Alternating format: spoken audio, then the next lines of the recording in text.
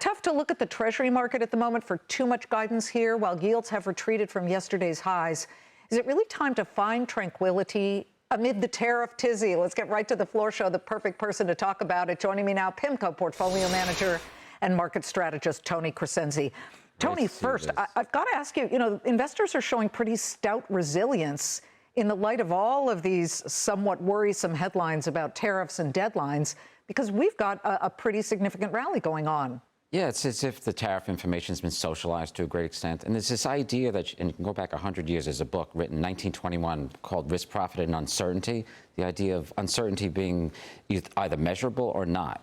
We're dealing with an uncertainty that's becoming more measurable. So even though the tariff number may not be something that investors like, it's something they understand now. It's been socialized. Most investors think the tariff rate, the effective tariff rate, move up from the low single digits to perhaps 15%. So in other words, we're dealing with more certainty. Let me give you a quick example. If you're an insurance company, you have to worry about car accidents. And they can measure that. They sort of have an idea about how things will go. But if you told the insurance company a meteor was about to hit the earth, they couldn't measure it and they couldn't price that market. And that's what's happening in markets now. It's a little bit more certain about what's happening, as much as there seems to be uncertainty. It's not a Knightian radical uncertainty today. So what are you recommending when it comes to portfolio construction in this atmosphere? Well, this you and I have talked for a long time, even call it 25 years plus together on television. Darling, it's been a while. Yeah, yes. and it's easier now to talk about bonds because of the yield. So today,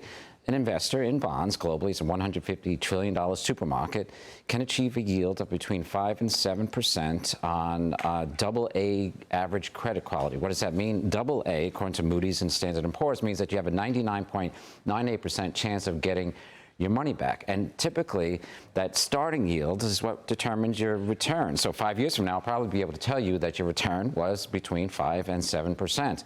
And that's pretty good. It's a great value proposition, but it's threatened, you could say, by inflation, Fed independence, debt dynamics, but we wouldn't worry. One quick final note, just on inflation, of course, there's worry, you mentioned it, about the tariffs. It's a one-time story, but generally speaking, it's probably going to end up over the multi-year period, and you're a bond investor, so you care about the multi-year period, yes, at 2 point something. The Fed targets 2, so you should have some confidence it'll be around 2, may not reach 2%, but 2 point something seems reasonable, so a yield prospect of 5 to 7% seems very good. That's a very good value proposition. Well, sure, when you're looking at an opportunity such as a AA minus, because you say it's okay to go to AA minus. Yeah, we can go Might there. be an A plus. That could be the United States government or mortgage-backed securities that are implicitly backed by the U.S. government. Okay, and then if you go even a bit lower with the corporates, PIMCO has a whole bunch of funds where people can actually put their money to work and capture some of that. Are these 3 to 5 year corporates? Yeah, I'd say you should run and not walk to intermediate maturities,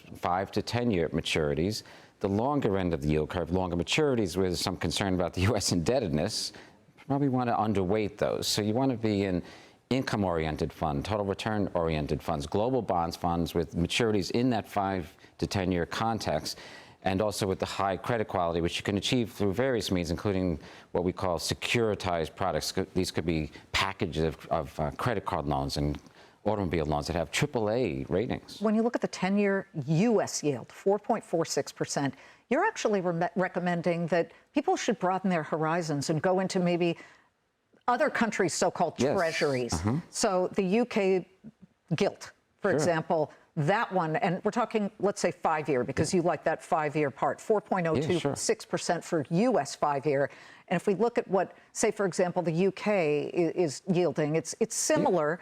And then you've got you like also the Australian. Yeah, Australia. So the 5 year for the UK gilt is 4.14%. Yeah, and there's the Australian 5 year 3.53, but the 10 year is 4.25, which is higher. Yeah, it's beyond the yield. It's the chance that the central bank in those nations will lower their policy rates sooner and perhaps more than the Federal Reserve will. And it's also an opportunity to diversify a portfolio. So a global bond fund for lots of investors might make sense. And so we see the UK yields dropping more than the market's price for. The Australian yields falling more than the market's price for. That's what really matters. I know at PIMCO we like to say that the forward interest rate, what the market expects, is what all fixed income strategies should center upon. And so the market, you can beat the market by seeing those yields fall below what the market's priced for. You also say, and I think this is really interesting, be a liquidity provider, yes, not a liquidity taker. I mean, yes. Liquidity takers are people who are getting a little desperate and nervous. When they're getting out in a panic. You But see when this you're so often. April 2nd money, it happened, around then. Okay, when you're lending panic. money to sovereign nations or the U.S. Treasury market, you are a liquidity provider. We're providing liquidity because the idea is that if you're thinking about portfolio construction and you're thinking about a stress scenario, which ultimately happens like early April, if you've got the liquidity to move from an instrument, including agency mortgage-backed securities, big giant market, or treasuries, you see that other assets are falling fast in price. You can take advantage of that and pivot. But if you don't leave yourself with that flexibility, agility in the portfolio, you can't take advantage. So it's one of the top rules, is be a liquidity provider, not a taker. Yeah, I get it.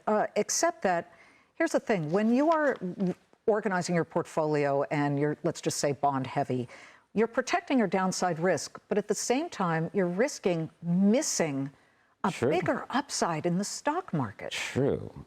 So I mentioned this idea of 5 to 7% yield potential. That's the current yield on big funds like PIMCO manages. What do equities return? Typically high single digits. The way that you do the math is called risk-adjusted return. Take the expected return divided by the expected volatility. Typically for stocks, it's high teens. Typically for bonds, 4%, 5%. Looks pretty good, risk-adjusted. And the important thing is, Liz, that when the inflation rate's stable, when there's price stability, you don't have to have 2% to be achieved. Okay. When prices are around 2.5%, the inflation rate around 2.5%, which is where it is now, it might go up for a short period of time, but not long, then you get the kind of correlation that you want, meaning if stock prices fall, bond prices probably will rise, so long as the inflation story is good. 2022 was a different story. That didn't work. Everything went down because the inflation rate was high. So we're presuming the inflation rate will settle in the 2-point-something zone, longer term, put the next year aside because of the tariffs, but that's the kind of correlation, protection you want in a diversified portfolio. You're getting very mathy, but well, it makes a lot of sense, and I like the way you are explaining it. Can you just give me your assessment on whether we're heading toward what could be a read my lips moment when it comes to the debt? Yeah. We're at 36 trillion.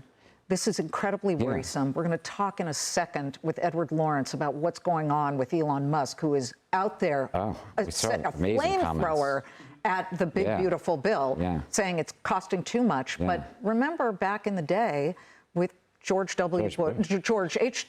Bush, Herbert Walker, 41, where he finally hit that read my lips moment where he had to back up and actually raise taxes because we were at more than 3% debt to GDP. Right, the interest payment is, you mean. Interest, yes. Right, interest, you got exactly and that's where we are heading right now. George Bush, anathema to the Republican Party, raised taxes going against his 1988 campaign pledge. Kind of had to, didn't he? He had to because the interest on the debt was skyrocketing because of 80s defense spending, which was widely seen as important, of course. But so he decided to do something different. You could say Doge is something different, making tough political choices. So we're in a read my lips moment now where politicians are having to make difficult decisions, but they're seeming to leave the hardest decisions to get the deficit down, the yearly fiscal deficit for the United States from the 5 to 7% to something lower. That may be a 2028 story, but it looks like it's we're at that moment where politicians are going to have to start thinking about the story. And to be credible as a politician, real quick, early 90s, you had to have a view on the deficit. So I think that's maybe out there in a few years. Well, let's hope somebody's got a view on it, or at least a microscope on it. Yeah. Good to see you, Tony. Thanks so much. It's great to see you. Great to have you.